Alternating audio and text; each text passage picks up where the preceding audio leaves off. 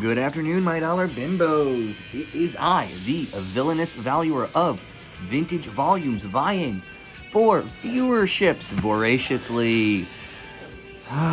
Okay, now I'm starting. It's like what, August 12th, Saturday, which makes it a Chelsea Flea Market kind of day. I've got my iced coffee and my incense, and yep, and there we go. Okay, so this is just $10 worth of dollar books from the usual guy over at the flea market. I think it's really interesting what's happening now. Is like the internet has created a market space where selection is amazing, but pricing on everything that you're gonna find, like anything that looks good, is so far beyond the fair market value in terms of pricing that it is completely untenable to even consider buying 95% of all products on the market. So the example I give is, at this flea market, probably 5 different vendors that have comics, and I only ever buy from one of them. There are 4 vendors that have, it just seems to be 90s dreck, right? It's very clearly curated. This is a place where collections are going through the process, right? Somebody's buying them, peeling out the cards of value, putting them in a storage unit, and then it gets sold as bulk. That's what's ending up at the flea market. Now, the idea is 4 out of 5 vendors are selling 90s dreck for $3 an issue, and these were all dollar books. From the usual guy, he always has a bin or two that is either 2 for $3 or just straight up $1 each. So either $1 or $1.50, and it's all silver and bronze. There's also a bunch of 90s stuff too, and you'll see some of that in here also. But what I'm saying is, within a 30-yard space, there are 4 dealers, and 3 of them are charging 200% more than the 4th, and the 4th has a better product. Right? That's the market as I see it. There are still massive inefficiencies, and as long as you actually care about the thing you're buying enough to do the extra digging, you will find that 1 out of 4 guy who's actually going to sell you good product at a good price. So this is what $10 worth of comics should look like. By the way, already loving it. I kind of love the connection between, I guess, comic books and gaming. And I think a lot of people want to kind of talk about pop culture as like a series of disparate things that try to become cool, and the ones that we remember are the ones we call pop culture. It's interesting that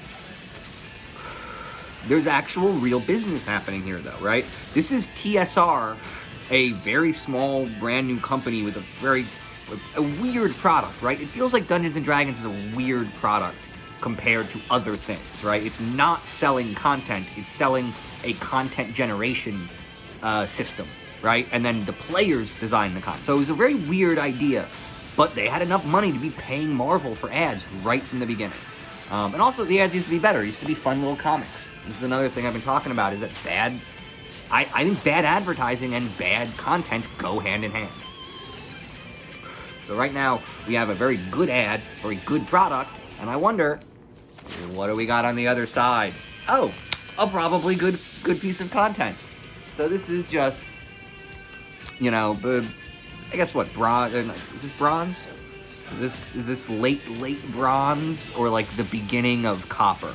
I don't know. Just seemed like a nice book, right? I mean, it's Batman has some. I know, like, around this era of Batman, there were a bunch of pretty good stories. I have no idea how this fits in, but the idea of putting together a Detective Comics run feels like a no-brainer. Like, why not? We're all eventually going to do it. So there we go. Dollar book, 1982 bronze, fun, goofy cover. Probably shouldn't be shooting at the dirigible you're currently hanging from, Mr. Pilot Guy, right? He's the guy who should know not to shoot the blimp, right? It feels like day one of, but also I'm being pretty reductive. I'm assuming the hat means he's the blimp captain. Maybe he killed the blimp captain and took his uniform and doesn't know all of the ins and outs of not shooting at blimps. I don't know. Whatever. Maybe he missed that day. Okay, cool. Great book. Fun times. Video games sucked. Oh my god, did they suck. Look how sucky they were. Very interesting, because, like, there really is this, like, sweet spot of like, early adoption being bad. You know, my sister was always a techie and worked in tech, and so she kind of needed to be on the cutting edge, and I will never forget her buying the first iPhone for, like, $800, and then it just immediately dropping in price by half, right? And it's just, being an early adopter is a stupid thing to be. It was her job, right? That's different. But what I'm saying is, the idea of, I don't know, man, like, these games really did suck. Like, this, I think this is the comparison. At this level, I don't think, by the way, both 1982. These are same year. Like, these are literally supplementary products, right? These are competing for the gaming market as we know it. And the honest truth is, this was shallower gameplay than this. You know, there was a point where around, I guess, late 80s and early 90s, they were starting to get good at digitizing game systems and were coming up with complex gameplay. But, like, the Mattel Electronics stuff, like, I remember the handheld ones where the screen would have, like, 3 punch kick emojis, and, like, the hand would be, like, here, and then here, here, and then here, and those would be, like, the 3 hand positions that your character could do, and it was just so weird. And so, like, there really was this thing of tabletop gaming was good at this point, video gaming was bad at this point, and yet it was growing. Omega Men. I know there's some fun stuff in this run, right? Like, this is going to be, like, right before Lobo pops up. So this book is in ridiculously good condition. This is a reprint. I mean, I don't know why anyone would reprint this. Yeah, no, it's 83. There's no reason for there to even be a second edition, but I don't know, it just looks pretty, absolutely beautiful. I mean, there's a reason, right? Like, this is, I mean, I just want to, like, the crispness of these corners and the white of the white. These books have been around the exact same time. It's just Omega Man. No one liked Omega Man, and this sat in a bin completely untouched, whereas somebody probably read this and liked it for a little period of time. So there we go. But it's an interesting run. I figure I'd buy it since it's cheap, and also that's a fun, goofy looking cover. Okay, what do we got here? See, another TSR. See, this is a relationship I'm trying to talk about. I don't really understand it, but TSR has been paying whoever owns Marvel for marketing since the very beginning of TSR. Very cool, Konami. I mean, right off the bat, this looks like Contra to me, but it's just because they just, Contra hadn't started. I don't think this is pre-Contra, but it's just, this is the art style. Like, they're continuing to reuse these art assets for the next 10 years of gaming. Superman. Okay, so this is going to be part of my, I guess this is what the Agent of Liberty? The Agent of Liberty? Is it Agent of Liberty? Or Agent of Liberty? I forget. Whatever. It's like the Intergang saga kind of shit, where Clark actually gets to take down a gang using journalism. You know, that thing that matters and we don't have anymore.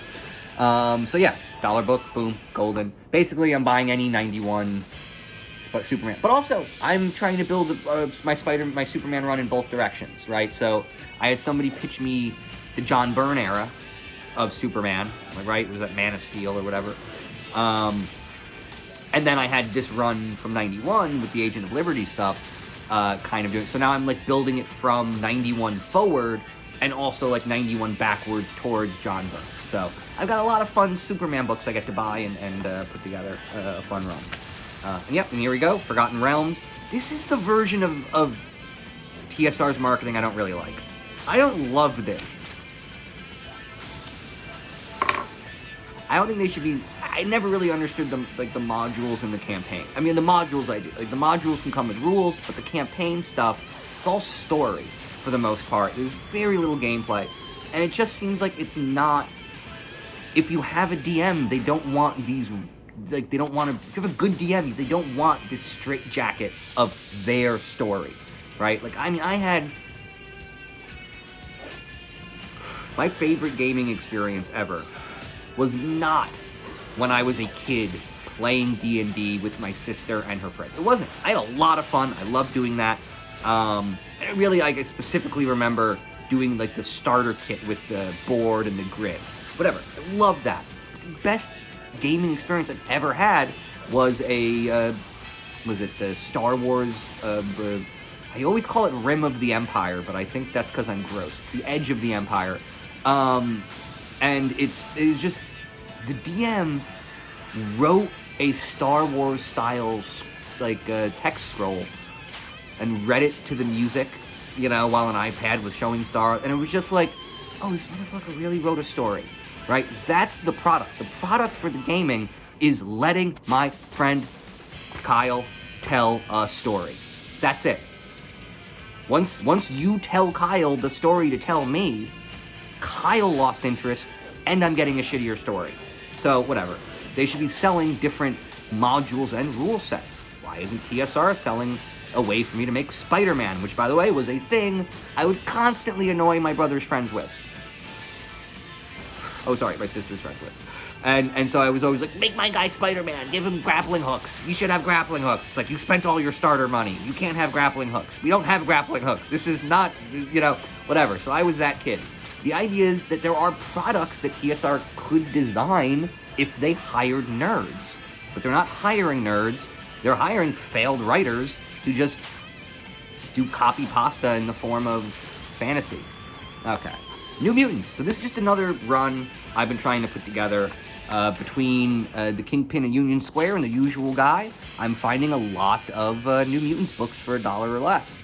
And it just seems to be like one of these runs that I never really paid attention to when I was starting to collect, but it feels like a lot of good ideas came out of here, and then in the next decade they were turned into very bad ideas. And I'm talking about the Liefeld shit. Right, like Cable and Deadpool coming from this series, and probably being decent ideas at the time. By the time Liefeld came along, they sucked as characters, and none of that shit made sense, because it was all producer-driven. Liefeld isn't a writer or an artist, he's a producer. He works for money. People tell him how to make a project with the largest budget, and he makes that project. That's it. Liefeld inflates budgets. He doesn't make content. He sucks, and his podcast is unlistenable garbage. He knows it, and he's sad about it. If you listen to it, you can hear it in his voice. He doesn't want to be lying to us, but he knows he is, because the products he has to promote now suck. And I think he's actually old enough to know the products he made suck, and I think he feels bad about that. So, there we go. Moving forward, New Mutants. Just a classic run. Seems like something worth putting together. And, by the way, this is the thing I was talking about, is I don't understand why this shit isn't more popular. I know, like, even when I said it 5 minutes ago, like, this is what TSR should be selling, and here they are selling it. Then why does it not work? Why does nobody want to use this? Like, I don't understand. Like, literally, the product should just be character sheets. Like, right? Like, there's just not that much information you need to. I don't know. I really don't understand the TSR, Hasbro, Mattel supply chain shit. It seems like they control the means of production and yet still can't put out a decent piece of product. It's so fucking weird. And yeah, more New Mutants. So this is just me building out this run. By the way, look at the difference. Look at this. You can just tell, like, the complexity of the screen, of what's being shown on screen. This is from 84, this is 82. This is two-dimensional, like, right? I mean, I'm not saying two-dimensional. It's literally two-dimensional. What I'm saying is, this is one-dimensional, right? This is Flatlander gaming compared to, oh my god, a 2D rule set with some level of complexity. And until you get complexity, it's kind of hard for it to be fun over time. So, like, you can really see that being the first guy into the pool usually means getting something stupid. But yeah, the more we talk, I still think 2D gaming, I think the Super Nintendo is the pinnacle of video gamesmanship. Just because it was mastery of 2D. And then we switched to N64, and I don't think we were that good at designing games, controls, and plots, and we just weren't that good at it. So it sucked. Or basically, gaming took a step back when it switched from 2D in terms of complexity, because they had to figure out 3 dimensions. And as a gamer, I didn't care what they were figuring out. I wanted complex gaming. And 3D gaming actually feels less complex to me than a lot of the 2D games that we had from late 90s and 2000s. Fantastic Four is just a cool fucking cover. I know Doom's all the rage, but I'm still far for me to call this a speculative purchase. It's just, Fantastic Four is one of the series. There's 4 series. It's Fantastic Four, Avengers, Spider-Man, and X-Men. That's it. That's who made Marvel. And I will basically always buy an older, any cool-looking cover from those for $1 I'll buy, even if I already have it. Like, this is 100% an issue I will continue to buy in dollar bins when I see it. It's just so cool and weird. The art is so unlike comic book art, but also very, very expressive and very like Doom. Like, this is the liberties they've taken stylistically very much fit the subject matter, right? Versus, right, this is probably from the same era as the live-action Spider-Man photo cover, which doesn't make sense. It isn't helpful. It's not a good-looking cover, and it doesn't fit the character. But, this is a very cool cover. Ooh, Upper Deck. Oh, man, I think I almost bought a pack of these. No, these are 92s. The guy at the flea market had 93. Or, sorry, had 90s. But the idea was I would never buy Upper Deck. Sorry, guys, but it's Topps. Topps is a company that sells real sports cards, and everyone else is fake. Sorry. It doesn't matter how your licensing arrangement works. The community doesn't need a second publisher. The community doesn't need any publishers, actually, because this information is basically... Right? Are MLB stats copyrightable? Is there anything here, right? Like, you can take a photo of them from the stadium and make your own damn cards. So, like, whatever. So, the first one's the only one that matters. Topps is it. Upper Deck is weird and pointless. Fleer is very greedy and a cash grab. I kind of like Impel, and I kind of like Topps. That's it. X-Men 10. I've always been a Mojo fan. I don't know, I have this weird, like, producer brain thing where I've always understood my whole life that content is a thing made by people, right? I was raised on this kind of content, right? Saturday Night Live would always have, like a cold open where the cast is themselves, and Lorne Michaels makes a cameo and does all this, like, right? It was always very clear people were making that show. Here are the people on the show making the show, whatever. So Mojo is this very fun meta idea of essentially what if. I think this is direct response to the stuff that Avi Arad and them were dealing with in writing the cartoon show for shitty network executives, right? Like, you can see how X-Men became a good show, but the Spider-Man 90s cartoon show never became good. No one was able to pick that fight. But it really does seem like writing Mojo at this time is somebody at Marvel complaining about having to deal with shitty network executives in trying to get these cartoons on the air. And I always liked that idea, right? The idea of, these writers, sort of exercising their demons on the page to some degree. I like to think about who this is. Is this Harvey Weinstein? Is he the producer? We're all supposed to be lecherous slob pulling the strings behind the industry. It's a very fun idea. And you can see that it's a lot of this is, a lot of content is the industry complaining about the other parts of the industry. And I'm all here for it. There you go. Love me some Mojo. The network executive with the heart of a network executive. Okay, so here, Matchbox cars, right? What is this? What are these? This is nothing. This is like not even a real brand, though. That's what I mean. It's not Matchbox. MPC. I don't know. It's not one of my brands. I don't like it. Yeah, this just seemed like a cool story. What is this? So this is going to be bronze, late 70s, early 80s, 81. From Rockefeller Plaza. I was just talking about SNL. And the idea of producers being on the show, right? The meta narratives. Okay, very cool nonsense. I mean, it's so weird to see how... So this is going to be some alternate universe stuff. Very fun. I tend to gravitate towards the Silver Age, but hey, why not? Some Bronze Age nonsense. And here we are, the same Forgotten Realms ad. Once again, Hasbro, whoever owns TSR has been paying whoever owns Marvel for about 4 decades now, right? We have ads going back to, what, 82? In the first one, right? This is, this one, yep, this one's 82. And they're still working together to this day. I wonder how recently I can find them. Ah, more New Mutants. There we go. Boom. Third one for that run. It's just a good run of comics that it just feels like a lot of important things in comics that happened later came from this run, and it feels like I should have a copy. Ah, and Brave and the Bold. I think I've talked about Brave and the Bold a lot.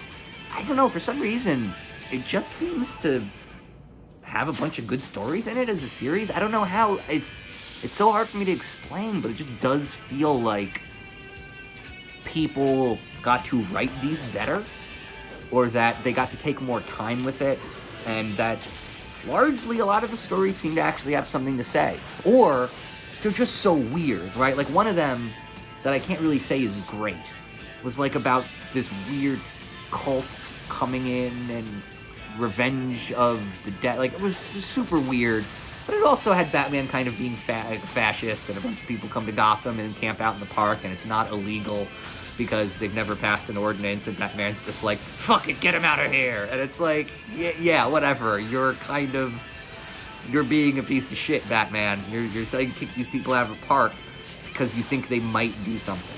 Of course he was right, but he still is doing light authoritarianism. But yeah, so like I said, Brave and the Bold is just, if you have any interest in the stories, spending $1 on Brave and the Bold seems to be a pretty great use of a buck. So, yep, there you go. And that's it. The next video I'm doing, I'm going to be taking stock of, I guess, the first 30 or so episodes of comics, and I'm going to try to organize them into runs and see how I'm doing. I think the funniest part will be seeing how many doubles I've bought by just not paying attention. But the fun part about buying doubles is it doesn't matter when they only cost $1. So, I'll see you in a few days with the status update. Good luck and good books. Good books? Did I say books? Good luck and good books.